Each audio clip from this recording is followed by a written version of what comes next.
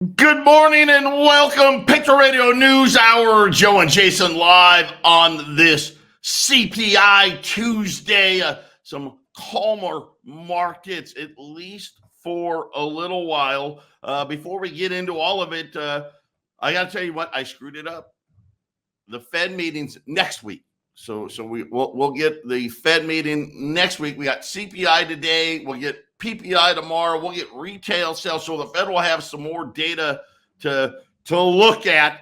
I guess it's probably a good thing that that I was off on the date. That'll give the market. We'll see how many more banks are going to be at risk today. We have a bank on rally.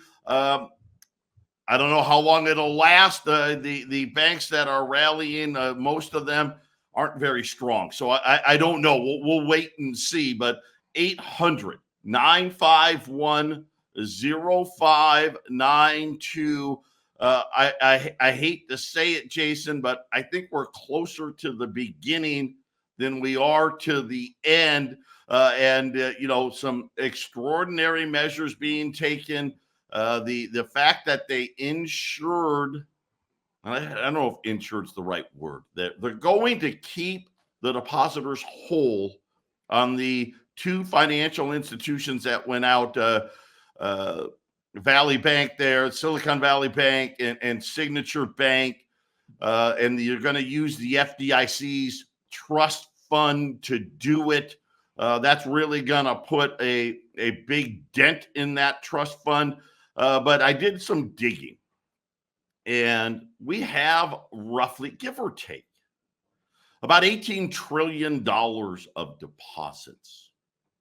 About half of that is over the $250,000 limit.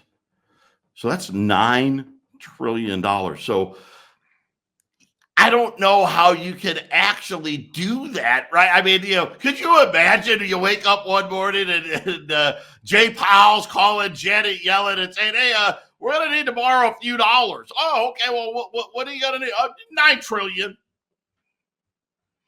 Joe, there's something else too. And, the average guy sitting around listening to this is like, well, I don't have $250,000. That doesn't affect me, but it does. Because that $9 trillion of susceptible money is what pays you your check when you go to work every week.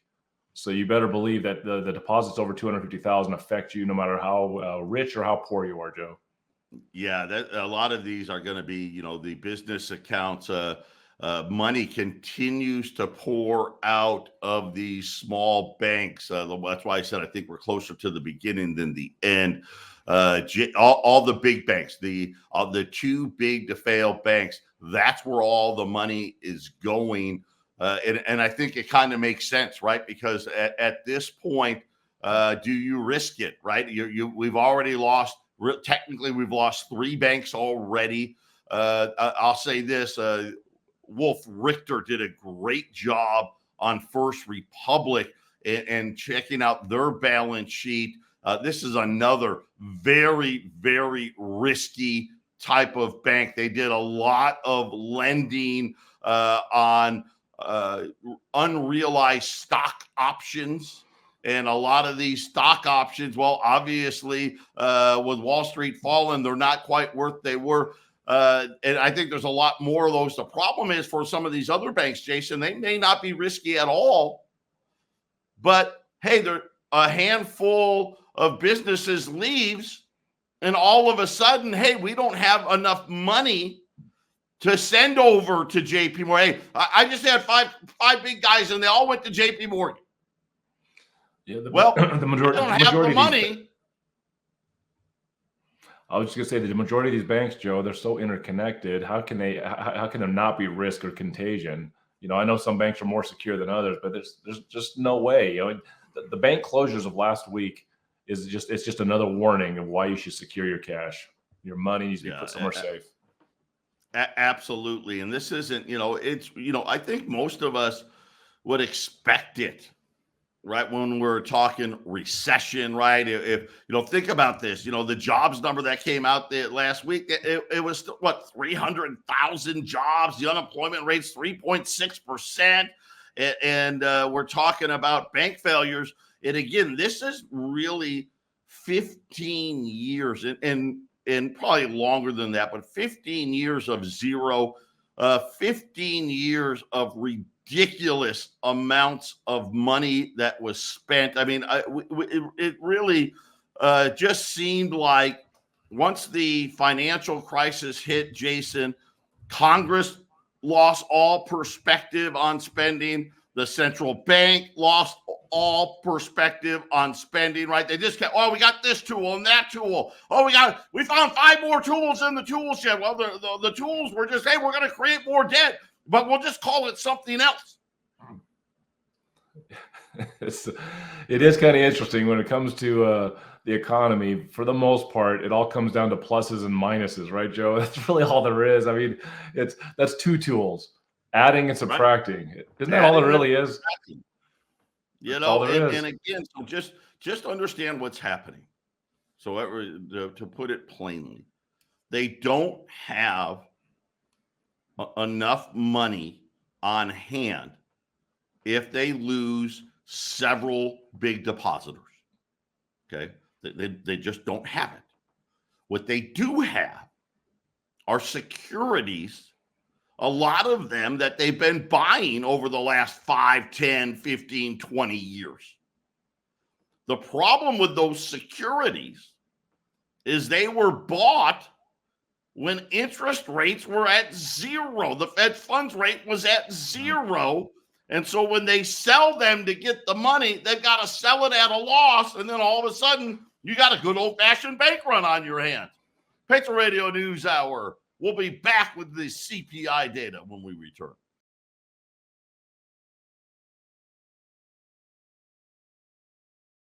800-951-0592. Patriot Radio News Hour. Joe and Jason on this Tuesday. Quick look here at the markets.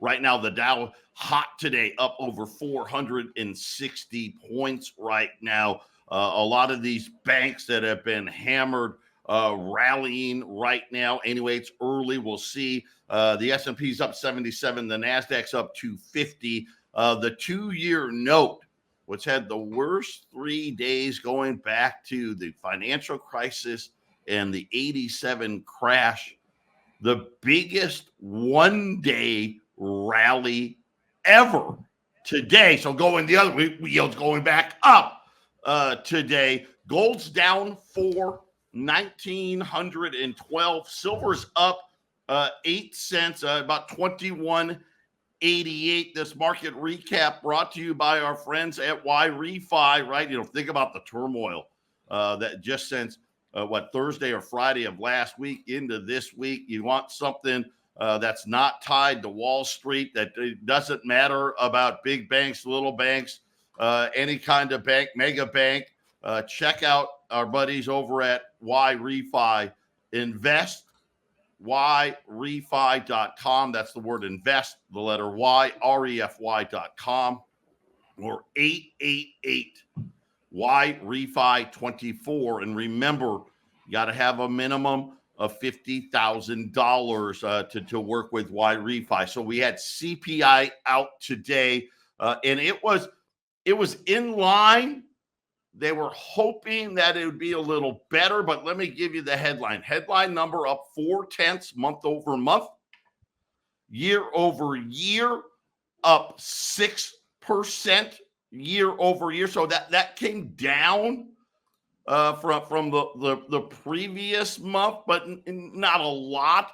Then the core, which was, one of the, again, the Fed used to be their favorite number. Now they got a super core.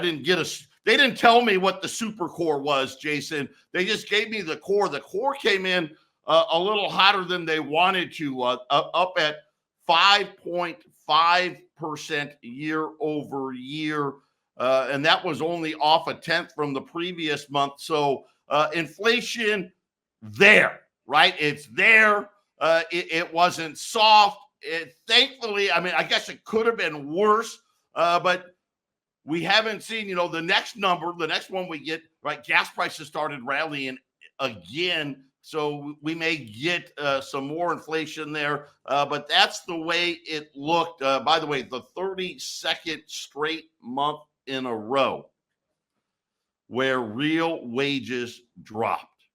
And that's what, I mean, we're coming up on 3 years where essentially your take-home pay, even if you got a raise, isn't enough to overcome what the inflation's done. And Jason, you kind of went back and said, well, let's take the last 2 years and combine them together. And you said to me this morning, believe it or not, it's the same number. March this year and March last year were the same as February of this year and February last year. That really, we didn't move the needle.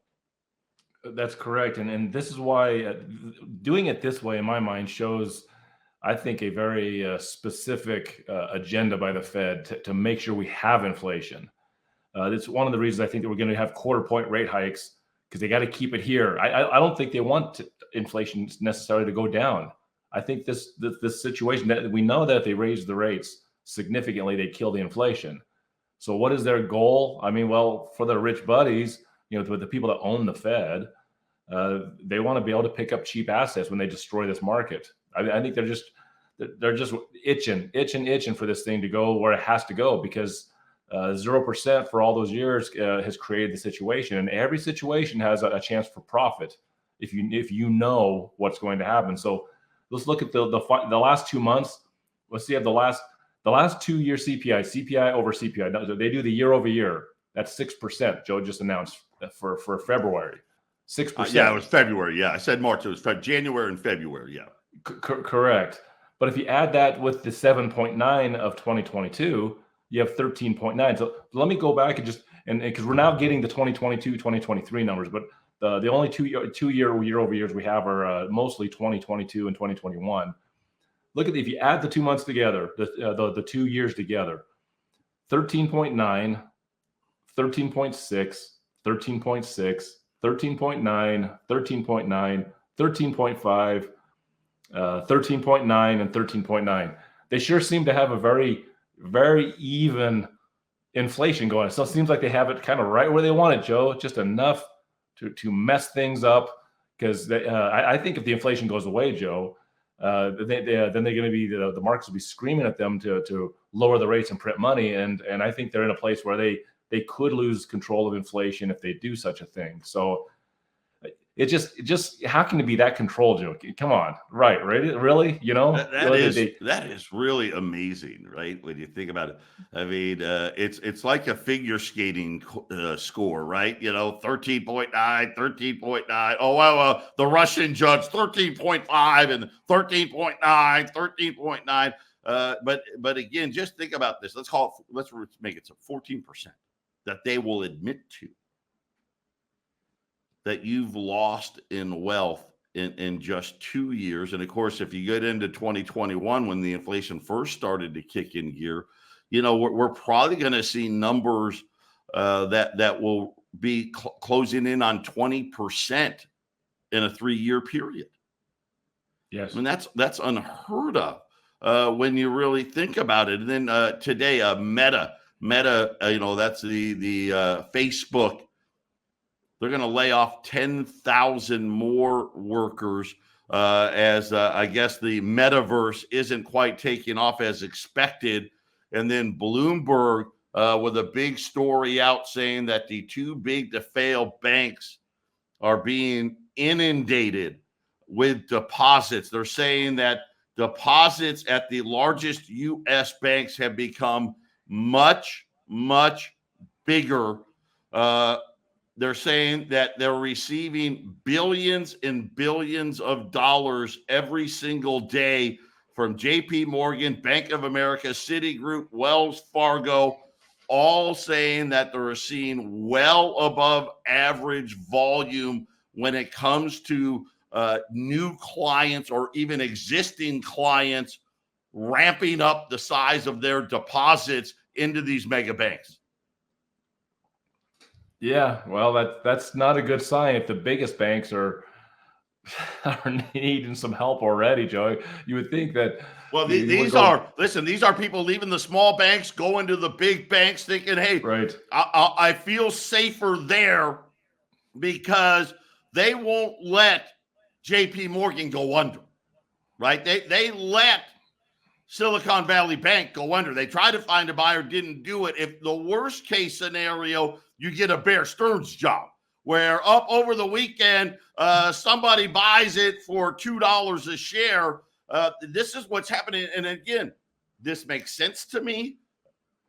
This is something where I think we're going, like I said, we have not seen the last of these bank closures. And just like a lot of things here now, Jason, you've got to be so big to be able to survive it anymore because this is the weight of it. If you're not one of the top 6 banks, if you're not one of the too big to fail banks, you're just not big enough. I think by the end of this cycle, whether it takes months or takes a couple of years, Joe, this is just from my perspective, one of those big, I think they're going to sacrifice one of those big banks just to show everybody that it will be done if it has to be done. I think one of them goes, Joe, but next year to 2-3 years, you'll see one of those big banks in this crisis that's going to happen. One of them's going to go. You watch. It'll happen. And it'll be under a immense economic stress.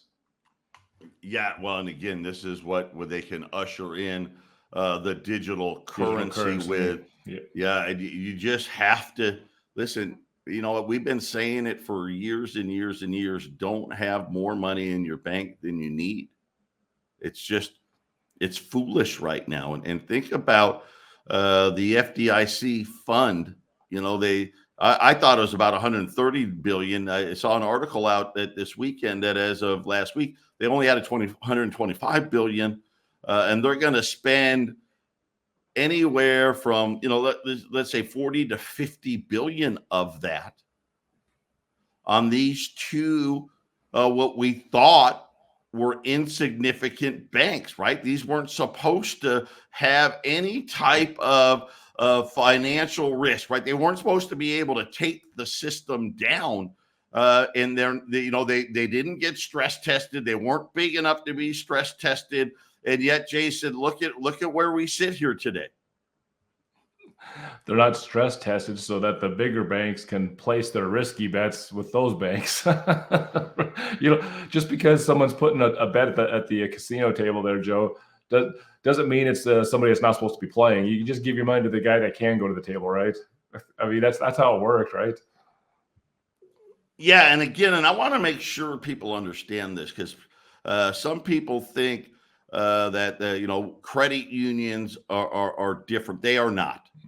They are the exact same. You got to consider most, if not all, the credit unions a small bank, and by small I mean you're not one of the stress test banks, which puts you in that category. Now, credit unions tend to be much less risky in their lending and primarily lend to their own depositors for like auto loans and things like that. But again, it doesn't matter. Here's the problem. We don't know. You don't know as a depositor. You don't know. Hey, who's your biggest depositors? Who are they? You probably don't know. Why would you know? Why would you need to know? And the problem is you know what else you don't know? Hey, how much cash do you really have? Right? Let's just say you got a market cap of, I don't know, $50 billion. Hey, I got $50 billion of deposits. Okay, well, if 5 billion of deposits says, you know what, I'm just too nervous, I'm going to go to JP Morgan. Do you have $5 billion? And what you're going to find out is no. They were like, well, you know what? We've got $1 billion, right? And you know what? We're going to have to raise money. We're going to have to sell some of these securities that we know are losers to raise the money. And now all of a sudden, Jason, once that starts, right? The other big depositors, they see this. We wouldn't. Why would you see? You're out there working. Right? I don't know. You clean carpets for a living. You work construction. You got your own small business. You're not watching this stuff. You don't. Why would you even see it? Where would you even go to find it? But believe me, there's people out there that this is exactly what they're looking for. I have one of those credit unions, Joe. That's where I bank, is at one of the credit unions. And And over the years, it's not as strong and as hardy as it used to be. The credit unions, I think, got a little weaker. They get bought up by other credit unions. They kind of link together, and they have these credit union groups. Well, I've noticed over the last 5+ years that these linking together of credit unions, if I go to a branch credit union, I get treated way worse than going directly to my credit union. And they borrow the money from all the same places. Here's the thing: is if they do business with anybody outside their membership, which they do, Joe's right; they're just as susceptible. And then Joe, here's what the scary thought for me with the credit union: these big rich guys that have their money in different banks, to be safe, right? All it takes is one of those guys, or maybe a couple of them. Hey, I'm going to throw some of my big deposits in these credit unions because they won't. There's less of a chance of a bank run on a credit union, right? If I was a rich guy, why not, right? Just throw it in a credit union. And the bank runs are going off on other places. Then you can go quietly get your money out of the credit union. How many of those would just destroy a credit union, right, Joe? If the credit unions take a couple of those big deposits, and suddenly someone comes in, oh, there's a bank crisis, I want my money now. Right? How fast would that crush them? That's exactly what we're talking about. When we return, Jeff Gunlett, one of my favorite guys, he's going to weigh in on what we're going to expect from the Fed next week and then for the rest of the year.